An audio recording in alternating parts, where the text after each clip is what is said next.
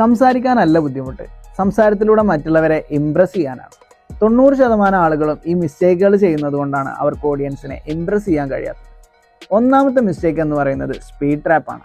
നമ്മൾ വിചാരിച്ചിട്ടുള്ള ഒരു കാര്യം നമ്മൾ സ്പീഡിൽ സംസാരിക്കുമ്പോൾ അല്ലെങ്കിൽ എന്തെങ്കിലും ചോദ്യങ്ങൾ വരുമ്പോൾ പെട്ടെന്ന് മറുപടി പറയുമ്പോൾ നമ്മൾ ഭയങ്കര കോൺഫിഡൻ്റ് ആണെന്ന് ആളുകൾക്ക് ഫീൽ ചെയ്യുന്നതാണ്. പക്ഷേ അങ്ങനെയല്ല.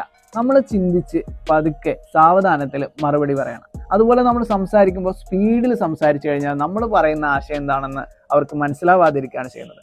എപ്പോഴും ഒരു നോർമൽ സ്പീഡിൽ സംസാരിക്കാൻ ശ്രമിക്കുക. രണ്ടാമത്തെ മിസ്റ്റേക്ക് എമ്പതി ഗ്യാപ്പാണ്. You are speaking to your audience, not with dum.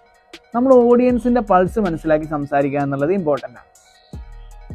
ഓൺലൈനായിട്ടുള്ള വീഡിയോകളിലും മറ്റുമൊക്കെ അത് എത്രത്തോളം പോസിബിൾ ആണെന്ന് അറിയില്ല. പക്ഷെ നമ്മൾ ഓഫ്ലൈനായിട്ട് സംസാരിക്കുന്ന സമയത്ത് നമ്മളൊരു സ്പീച്ചോ ഒരു പ്രസൻറ്റേഷനോ ഡെലിവർ ചെയ്യുന്ന സമയത്ത് തീർച്ചയായിട്ടും നമ്മൾ നമ്മുടെ ഓഡിയൻസ് ആരാണെന്നും അവരുടെ പൾസ് എന്താണെന്നും അവരുടെ ചിന്താഗതി ഏകദേശം എങ്ങനെയായിരിക്കും എന്നും ആലോചിച്ചിട്ട് വേണം അവരോട് സംസാരിക്കാൻ. മൂന്നാമത്തെ മിസ്റ്റേക്ക് അറ്റൻഷൻ തീഫ് എന്നുള്ളതാണ്. നമ്മൾ ആദ്യത്തെ സമയത്ത് പലപ്പോഴും ജനറൽ ആയിട്ടുള്ള പലതും പറഞ്ഞ് ആളുകളെ ബോറടിപ്പിക്കുകയാണ് ചെയ്യാറുള്ളത്. പക്ഷേ ആദ്യ സമയത്ത് തന്നെ നമ്മുടെ സംസാരത്തിൻ്റെ ഫസ്റ്റ് 7 സെക്കൻഡുകളിൽ തന്നെ നമ്മൾ എന്തെങ്കിലും തോട്ട് പ്രൊവോക്കിംഗ് ആയിട്ടുള്ള സംഭവം അവർക്ക് ഇട്ട് കൊടുത്തു കഴിഞ്ഞാൽ ബാക്കി നമ്മൾ പറയുന്ന കാര്യങ്ങൾ മുഴുവനും നമ്മുടെ ഓഡിയൻസ് കേട്ടിരിക്കും. അപ്പോൾ ഇത്തരത്തിലാണ് നമ്മുടെ കമ്മ്യൂണിക്കേഷൻ ഡെവലപ്പ് ചെയ്യാൻ സാധിക്കുന്നത്. Follow me, let's grow together.